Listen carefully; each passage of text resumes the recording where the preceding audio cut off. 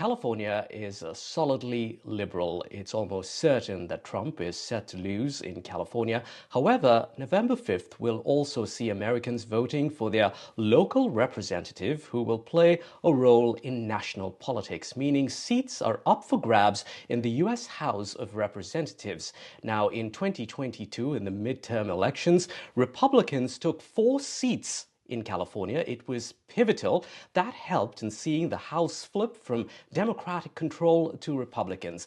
Now, one Indian American wants to make sure that the House firmly stays in Republican control. Vinay Kruttiventi is a Republican congressional candidate from California. He is hoping to win in a district that encompasses portions of Alameda County, which is part of the greater San Francisco Bay Area. Vinay was born in Hyderabad and earned a bachelor's degree from Osmania University in 1996. Thanks, Vinay, for your time here this morning on US Election Watch. Vinay, you have a real uphill battle when it comes to winning a heavily Democratic base in your district. Why did you decide to take on this fight? Allister, thank you, first of all, for having me on your show. I'm a first-generation immigrant, and I came here looking for the American dream. Like a lot of people, I found it, but I feel slowly it's slipping away. And like a lot of people, I was tired of being tired. We came here searching for the American dream to have a good life for ourselves, our families. To put it in the context of India, if India is the Janmabhoomi, this is the Karmabhoomi for us.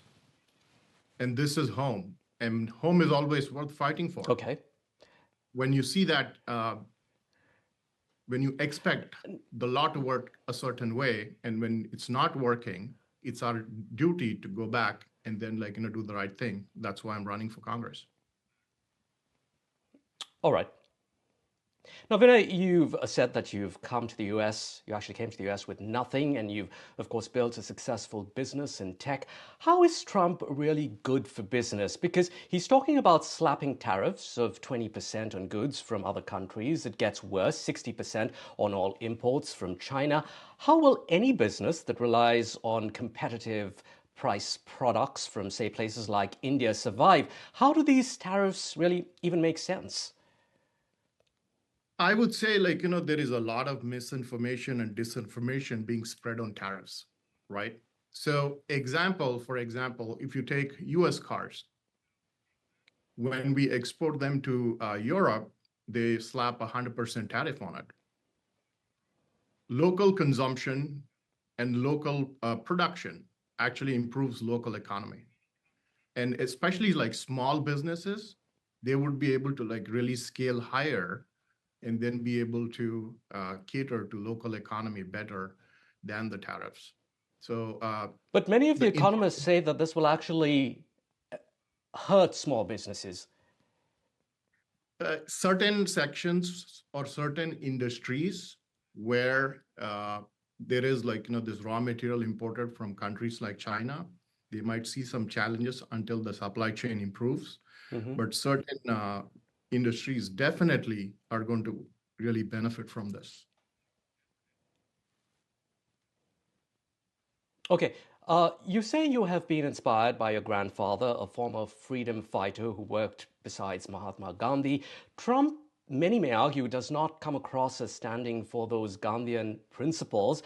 You also say you have an instinct to uncover the truth. Now, how do you reconcile these things when you hear from your leader, Donald Trump? We hear the lies, the falsehoods, falsehoods such as immigrants eating pets in Springfield, or claims that migrants are murderers. So how do you really reconcile those things when you are representing him and that party? So the mainstream media here in the US is one-sided and biased. There are multiple videos that are out there. There have been instances where we've seen migrant crime. Recently, it was today, just before I drove down here.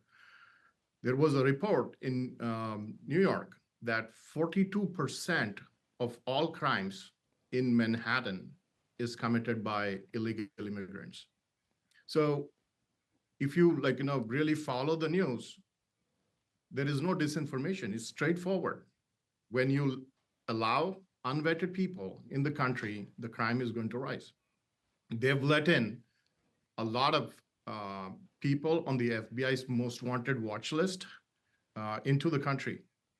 And this is really, really bad for the country. And I really hope Trump keeps his promise of shutting it down and mass deportations on day one.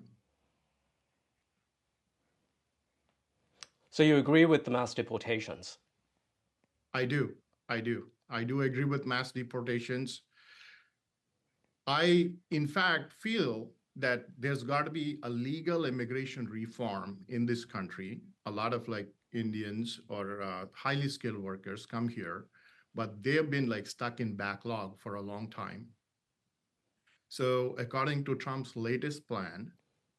Yes, and just before I let you go, I want to talk about that legal immigration process or legal right to work here in the US. Reports say that ordinary workers in Silicon Valley, for example, many of them are Indians. They come here on H1B visas. As you know, there's a long wait time. Many of them can't stay if they're fired or have to go back to their home country.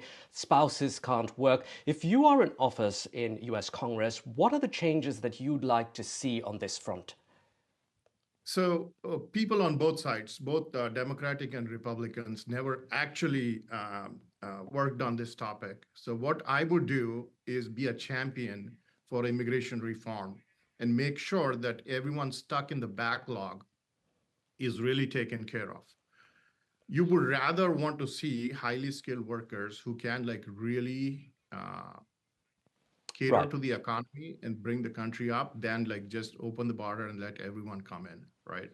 So this is one of the top things on my agenda.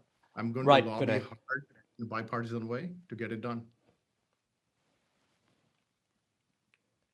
Okay.